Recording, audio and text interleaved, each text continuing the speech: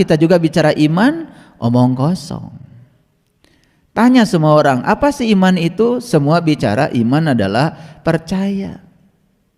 Sudah saja percaya. Padahal kan percaya itu ada syaratnya. Percaya pada sesuatu kalau kita sudah membuktikannya. Percaya pada sesuatu kalau kita sudah mengalaminya. Percaya pada sesuatu kalau kita sudah membuktikannya. Jadi iman itu bukan percaya. Kalau iman percaya jadinya omong kosong. Islam apa? Islam itu bukan sekedar nama keyakinan, tapi Islam itu tingkatan spiritual yang harus dicapai siapapun di semesta ini sebelum mati. Makanya Islam menjadi syarat mati. La tamutunna illa wa antum muslimun. Jangan kau mati kecuali sudah merasakan rasanya Islam. Orang yang sudah merasakan rasanya Islam disebutnya muslim. Tapi selama ini kita bicara Islam omong kosong. Sama seperti kita bicara takwa. Coba tanya, takwa apa sih? Nah, banyak orang yang menganjurkan kita harus bertakwa. Ketika ditanya takwa itu apa, dia sendiri tidak bisa menjelaskan. Bukankah itu omong kosong? Coba, setiap Jumat kan suka ada perintah. Ya ayyuhallazina amanu ittaqullaha haqqa tuqatih la tamutunna illa wa antum muslimun. Itu suka menjadi seruan setiap khotib ketika khutbah Jumat. Saya pernah bertanya tuh, turun dari mimbar saya tanya, sebetulnya takwa itu apa? Gak bisa menjelaskan.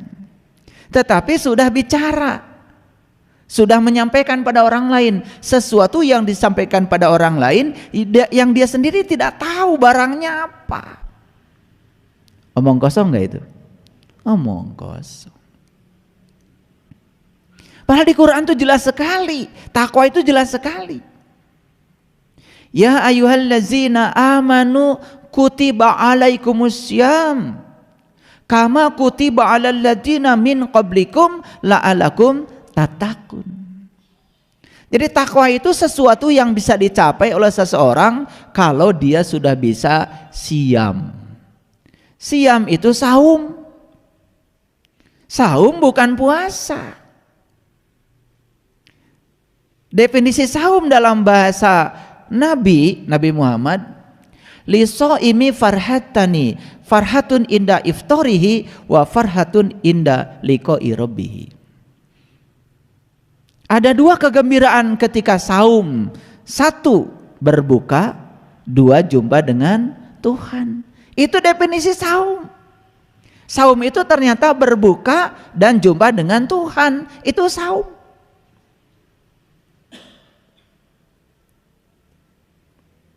Berbuka apa? Nah, selama ini kita mengartikan berbuka itu makan candil, makan kolak. Apakah ketika kalian makan candil, makan kolak berjumpa dengan Tuhan? Kan gak nyambung, jadinya omong kosong.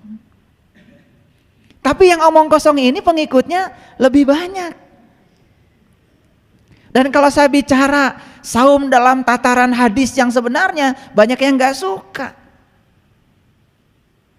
Saya juga nggak tahu kenapa manusia suka omong kosong. Makanya judul hari ini adalah, nah, ada manusianya kalau nggak salah. Gitu.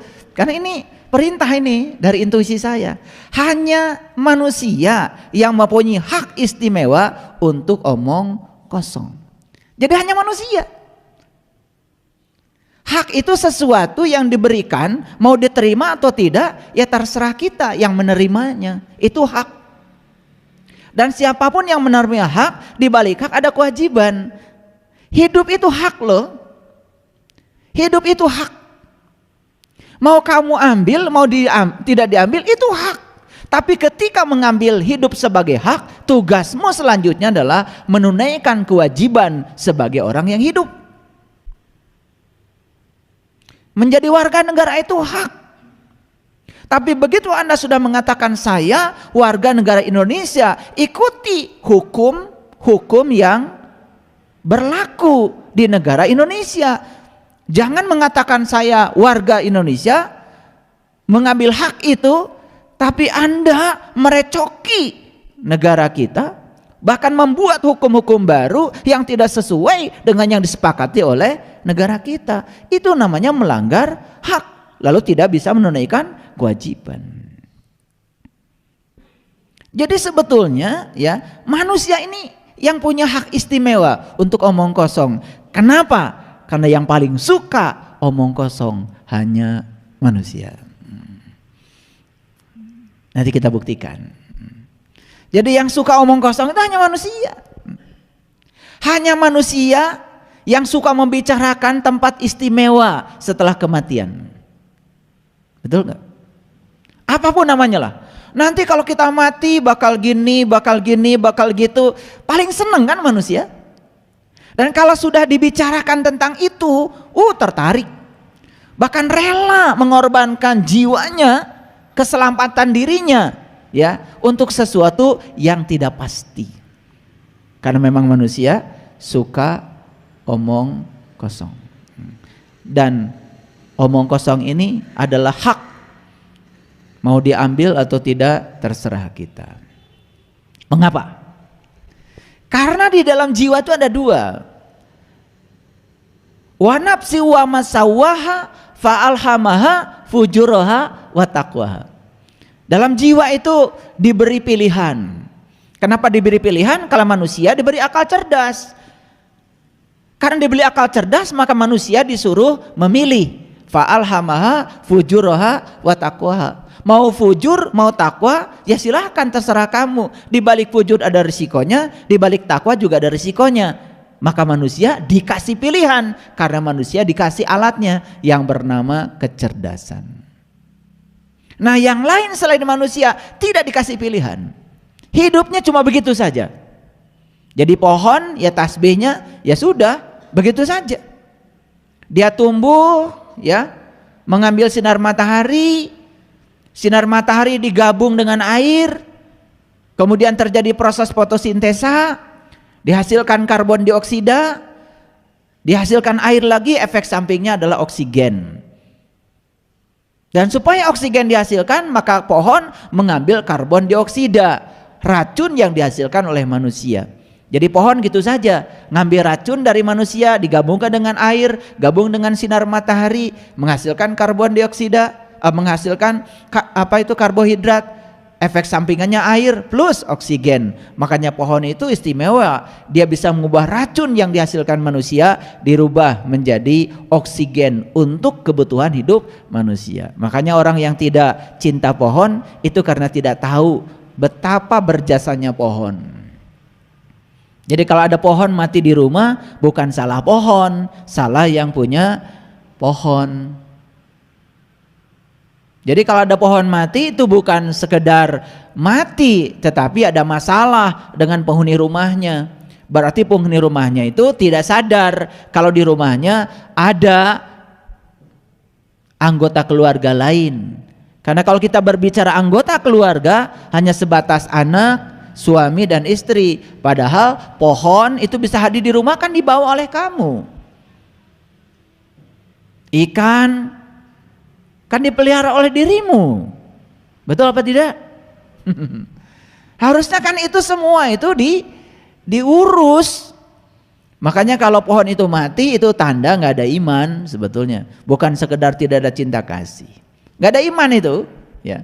Berarti kita egois, hanya mementingkan diri sendiri. Kita mandi, kita minum, kita makan.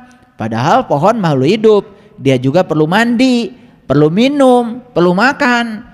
Makanya kita dikasih tangan untuk merawatnya. Karena pohon gak punya tangan, tidak bisa merawat sendiri. Itulah kelebihannya manusia kalau sadar. Paham? Itu. Makanya tangan ini kan disebutnya juga tangan Allah. Yadullah, yadullah. Ini tangan Allah nih, tangan Allah. Dan tangan ini dititipkan kepada kita oleh Allah.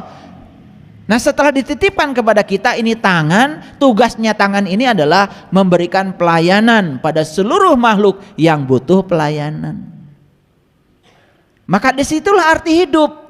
Maka seseorang disebut telah mencapai arti hidup kalau dia sudah berarti bagi orang lain. Nilai manusia dilihat dari kebergunaan dirinya di ruang semesta kehidupan. Paham? Oke. Jadi banyak sekali kan kita bicara tentang omong kosong. Bicara takwa, omong kosong. Tadi saum apa? Saum itu dua. Berbuka dan jumpa dengan Tuhan. Suka saum? Terbuka mata kolbunya. Jumpa dengan Tuhan. Nah. Yang kalian lakukan kan selama ini baru puasa. Menahan lapar dari Janari sampai maghrib. Begitu maghrib ya, dur beduk sagala dituang. Itu jadinya omong kosong. Makanya dari Idul Fitri ke Idul Fitri dapatnya juga omong kosong. Cuman sibuk dengan baju baru, makanan mewah, kan gitu. Sagala keur lebaran barjeng teu nyaho aya lebaran teh naon. Sedangkan Idul Fitri dalam bahasa Quran jelas diabadikan di Quran seperti ini. Allahumma rabbana anzil alaina maidatan minas samai takunu lana id. Ya Allah, turunkanlah hidangan dari langitmu, yang turunnya hidangan itu menjadi hari raya bagiku. Jadi id itu artinya adalah turunnya hidangan dari langit. Langit itu berbicara tentang alam-alam tinggi. Ketika kita bisa mendapatkan hidangan dari alam tinggi, namanya Al-Maidah, langsung dari langitnya Allah, dan hidangan turun kepada kita dan jiwa kita mendapatkan santapan jiwa yang sesungguhnya, itu namanya id. Kalian kan kalau Idul Fitri hanya ngurusi santapan tubuh. Opor, kupat tahu, gepuk. Kan itu yang kalian urus. Semua hidangan-hidangan bumi. Sedangkan Quran mengatakan yang namanya Idul Fitri itu tidak ada kaitan dengan hidangan bumi. Idul Fitri itu saat kamu mendapatkan hidangan langit. Itu Quran. Berarti Idul Fitrinya omong kosong. Karena saumnya pun omong kosong. Nah, saum yang omong kosong ini gak akan bisa mengantarkan kepada takwa. Nah, sekarang kita lihat apa sih takwa menurut Quran? Takwa menurut Quran seperti ini. Wa id akhadna mitsaqakum wa rafa'na fawqakumut tur khudu ma atainakum biquwatin wazkuru ma fihi la'allakum tattaqun. Jadi takwa menurut Quran itu satu, mengambil janji, dua, mengangkat kesadaranmu, yang ketiga, begitu kau berada di puncak kesadaran, Allah akan menunjukkan sesuatu pada kita. Allah akan menunjukkan dirinya, Allah akan bertajali di kesadaran kita. Ketika Allah bertajali, Allah mengatakan, wazkuru ma fihi, ingat apa yang aku pertunjukkan kepadamu, la'allakum tattaqun. Itulah takwa. Beda nggak dengan selama ini yang kalian dengar? Beda? Kan nggak jelas takwa itu apa. Malah takwa jadi baju, disebut baju takwa.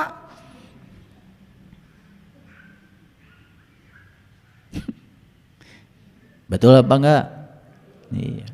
Kalau soal baju takwa di pasar baru ya kalian memang udah bisa pakai itu.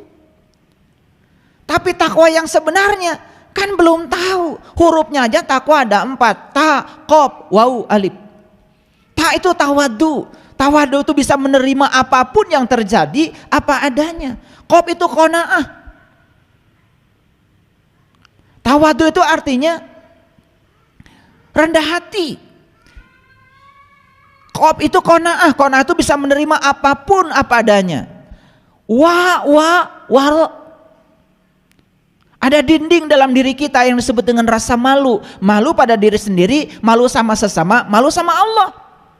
Dan yang ketiga, yang keempat adalah alif. Alif itu adalah ikhlas. Jadi dalam kata takwa pun ada tawadu, ada qanaah, ada waro, ada ikhlas. Itu takwa dari sisi bahasa. Belum lagi dari sisi tekstual, takwa seperti yang saya sampaikan tadi. Selama ini kita tahu takwa apa? Tapi lucunya banyak orang yang bicara, mari kita meningkatkan iman dan takwa. Meningkatkan itu harus sudah punya dulu imannya, harus sudah punya takwanya. Apa yang mau ditingkatkan kalau nggak punya? Paham? Meningkatkan saldo, harus punya nggak saldonya? Ya harus punya. Saya ingin meningkatkan saldo saya, berapa? Ya pokoknya setiap minggu saya harus bisa nabung sebanyak 1 juta. Ya harus ada dong saldonya. Lah kalau tidak ada modalnya, apa yang mau ditingkatkan? Ditingkatkan itu sudah ada modalnya. Kan pertanyaannya, iman dan takwa bisa ditingkatkan kalau kita sudah punya modalnya. Pertanyaannya, memangnya sudah punya iman, kok ditingkatkan? Nah iman aja belum punya sudah ditingkatkan. Apa yang ditingkatkan? Kan jadi omong kosong. Nah di kajian yang sebelumnya kemarin saya bicara tentang iman kan. Awalnya iman, awalnya Islam. Jadi iman dan Islam itu ada awalnya, ada modalnya. Di zaman Rasulullah orang berbaiat pada Rasulullah, dibimbing syahadat. Kan itu syarat masuk Islam. Bagaimana cara Rasulullah membimbing syahadat? Apakah langsung? Ayo ikuti saya. Asyhadu an la ilaha illallah wa asyhadu anna Muhammadar begitu? Enggak. Ada sebuah prosesi. Ada sebuah prosesi yang diajarkan Rasul agar seseorang sebelum bersaksi dia menyaksikan dulu. Karena tidak mungkin seseorang bisa bersaksi dengan mulutnya kalau dia tidak bisa menyaksikan dengan matanya. Karena bersaksi dengan mulut itu harus diawali dengan penyaksian dengan mata. Polisi tidak mungkin mencari saksi orang yang tidak menyaksikan kejadian di TKP. Gak mungkin. Menyaksikan kejadian di TKP namanya menyaksikan. Ketika di kantor polisi disuruh bicara, ditanya sama polisi, kamu lihat nggak orang ini mencuri? Ya, jam berapa? Apa yang dia curi? Dia bisa lantang bicara kalau dia menyaksikan. Kalau dia tidak menyaksikan, tidak mungkin dia bicara. Jadi menyaksikan itu pakai mata, bersaksi pakai mulut. Alatnya aja berbeda. Baru sah proses penyaksian kalau diawali dengan proses menyaksikan. Saya mau tanya, apakah kalian bersyahadat seperti di zaman Rasul? Menyaksikan dulu baru bersaksi. Kita ujug-ujug bersaksi asyhadu alla ilaha, karena dari kecil sudah hafal. Proses menyaksikannya belum dicapai. Omong kosong enggak itu? Omong kosong apa tidak? Lah kalau syahadatnya omong kosong, salatnya, zakatnya, saumnya, hajinya, surganya, nerakanya. Surganya omong kosong tapi nerakanya isi. Enak aja. Sekarang tuh udah pada tinggal di situ. Paham maksud saya?